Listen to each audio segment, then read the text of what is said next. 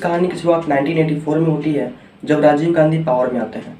उनका एक ambitious plan था कि पिछड़ा और गरीबी से जूझ रहे इस देश को कंप्यूटर के जरिए मॉडर्नाइज किया जाए। तब युवा नेता और कंप्यूटर के शौकीन के तौर पर उन्होंने वेस्टर्न टेक्नोलॉजी की मदद से भारत को 21st सेंचुरी में ले जाने कंप्यूटर्स और दूसरे इलेक्ट्रॉनिक्स के प्रोडक्शन और इंपोर्ट को लीगल बनाया गया और देखते ही देखते कंप्यूटर हार्डवेयर इंडस्ट्री का सेल 1985 में $50 मिलियन से बढ़कर 1989 तक $300 मिलियन से ज़्यादा हो। इंडस्ट्रियल ऑब्जर्वर्स का कहना था कि राजीव गांधी के उत्साह के बावजूद कंप्यूटर कल्चर 800 मिलियन लोगों के इस ट्रेडिशन बाउंड एग्रीकल्चरल कंट्री में एक सुई की नोक की तरह है, जो देखने में बहुत छोटी होती है पर बहुत प्रभावशाली होती है। आलोचकों का कहना था कि कंप्यूटराइजेशन का बेनिफिट सिर्फ बड़े शहरों तक ही सीमित हो जाएगी, इससे बेरोजगारी और अमीर गरीब के बीच का अंतर को और बढ़ावा मिले। पर राजीव गांधी का जो फ्यूचरिस्टिक व्यू था इंडिया को मॉडर्न बनाने का, वो काफ़ी हद तक सक्सेसफुल भी रहा। उस समय की भारत की सरकार का यह प्लान था कि वह भारत के हर गांव तक एक कंप्यूटर पहुंचा कर रहेगी और इस बात का लोगों ने बहुत मजाक उड़ाया। कंप्यूटराइजेशन के फेवर और अपोज में बहुत सारे स्टेटमेंट्स मिल जाते हैं, जैसे श्रीहरि राजू जो कि एडिटर थे कंप्यूटर टुडे का, उनका कहना था कि computers do have a place here but they are not a panacea for this country.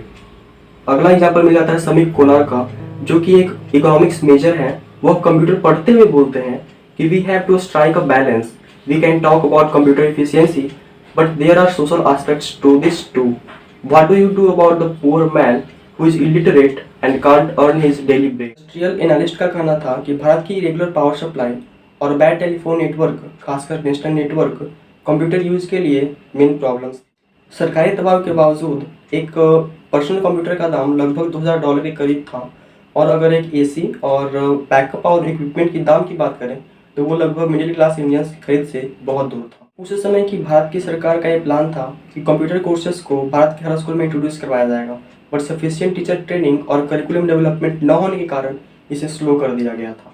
सरकार का यह एम्बिशन था कि भारत के वर्ल्ड बैंकिंग सिस्टम को कंप्यूटराइज किया जाए, बट इस एम्बिशन को लेबर यूनियंस की तरफ से ज़बरदस्त विरोध का सामना करना पड़ा, क्योंकि उन्हें डर था कि इस एम्बिशन से उनके नौकरियों को खतरा महसूस हो।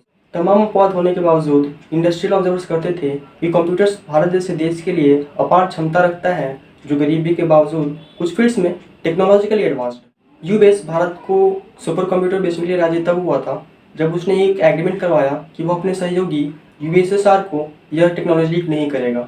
ये super computer summer monsoon range की फोरकास्टिंग। धीरे धीरे भारत के पास बहुत सारे इंग्लिश स्पीकिंग कंप्यूटर एक्सपर्ट्स थे जो कम सैलरी पर भी काम करने को तैयार थे। भारत इनकी मदद से यूएस के बढ़ते सॉफ्टवेयर मार्केट में अपना कुछ होप्स देख रहा था। भारत की सरकार एक टेक्नोलॉजी पार्क को एस्टेब्लिश करने पर स्टडी कर रही थी, जहां पर इंडियन फर्म्स के द्वारा जो सॉफ्टवेयर डिजाइन होता उसको सैटेलाइट की मदद से यूएस में यूजर्स को ट्रांसमिट कर दिया गया। पहला वेंचर बोस्टन को पुणे से जोड़ा था।